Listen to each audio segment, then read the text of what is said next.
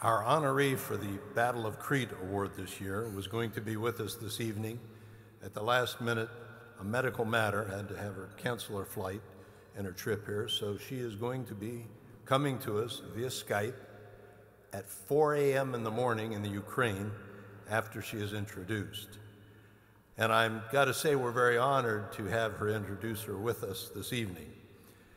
Her introducer is Ambassador Melanne Verveer.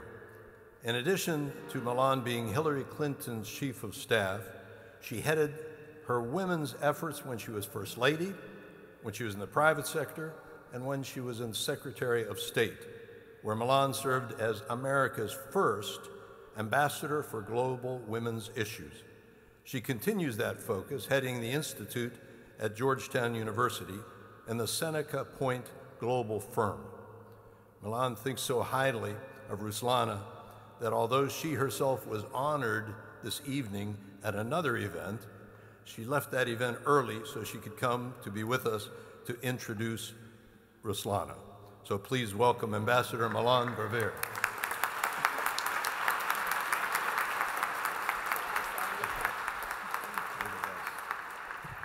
Thank you, Andy. Good evening, and I'm so glad I made it. It is an honor to be here with all of the guests, the ambassadors, Admiral Stavridis, and to say to the Foley family, we all so grieve your loss and are with you in ways that you don't even know, I'm sure. It is a real honor for me to be here tonight to introduce the awardee for the Battle of Crete Award. Yes, she is an internationally acclaimed pop singer, but that does not begin to describe her. She is a patriot who cares passionately about her country, its democracy, independence, and freedom. In 2004, when Ukraine was threatened with a sham election, she used her celebrity during the Orange Revolution and joined tens of thousands of her fellow citizens in Independence Square, the Maidan, to stand with them and rally them on behalf of a democratic Ukraine. She has served in Parliament. She has fought for reform, particularly the reform of Ukraine's criminal justice system. She has championed human rights, and she has led the fight against human trafficking, a terrible scourge that extracts a toll on women and girls in Ukraine as it does in so many places. They are enticed with the prospect of good jobs, and instead they are thrust into a nightmare. They disappear, never to be heard from again. She produced video clips to alert women and girls in her country and the world to the dangers posed by traffickers.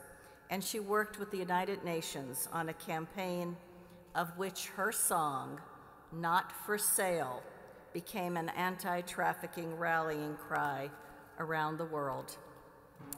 And last year, when Ukraine was threatened by pro-Kremlin forces, she became the protest leader on the Euromaidan, again rallying her fellow citizens night after night for hours on end in the freezing cold, keeping up their spirits as they stood for Ukraine's integration with Europe, as they stood for justice and for dignity and for freedom. As the situation became grave and the crackdown began, and with it the violence that stole lives, it was her voice on the loudspeaker in the midst of the chaos and the horror, singing the Ukrainian national anthem, emboldening her countrymen and women. She received death threats. She was told she would be killed if she didn't leave the protest, but she kept singing, and she kept believing in a better future for her country. She has been compared to Joan of Arc. She has been acclaimed as a true heroine of Ukraine. And earlier this year, the First Lady of the United States presented her with the International Woman of Courage Award for her steadfast commitment to nonviolent resistance and national unity in the fight against government corruption and human rights abuses.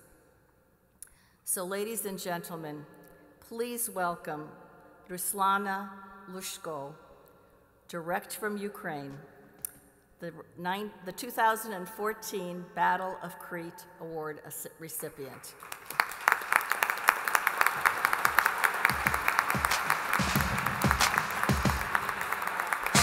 You can be amazing, you can turn a phrase into a weapon or a drug.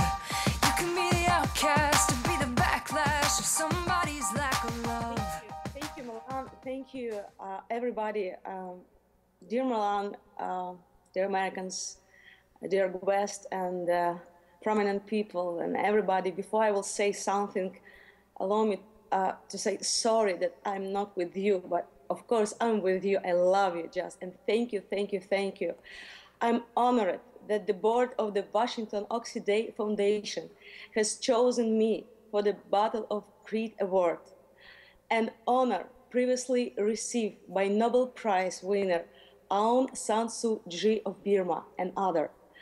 I am pleased that receiving similar awards with me this evening are the former President of Israel, Shimon Peres, and brave American journalist, James Foley, who gave his life exposing to the world the tragedy unfolding in the Middle East.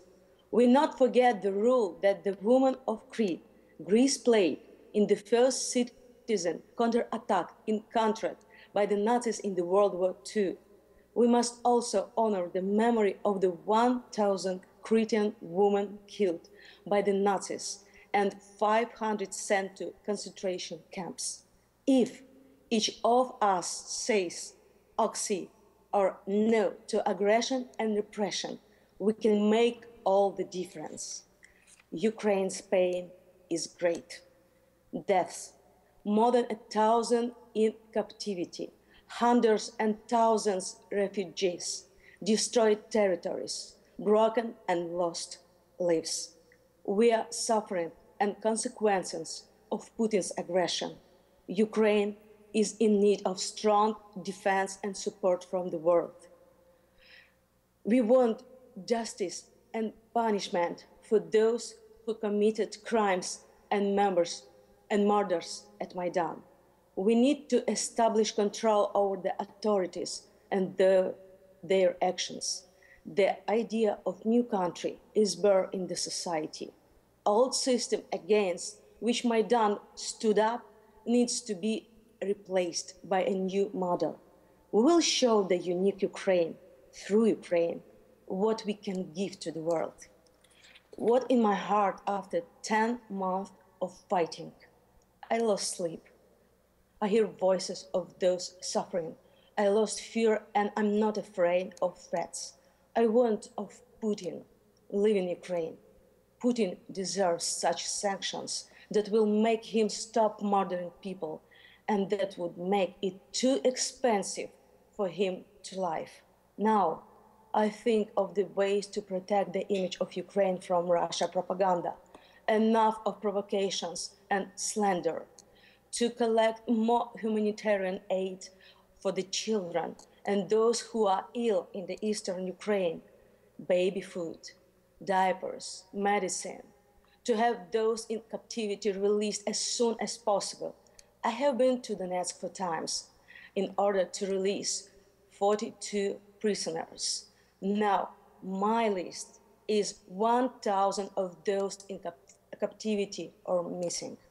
To help families of those who was murdered by Putin's war, to honor the memory of thousands of heroes. Help young men who lost body parts with prosthetics because Kremlin's war took away their change for normal life.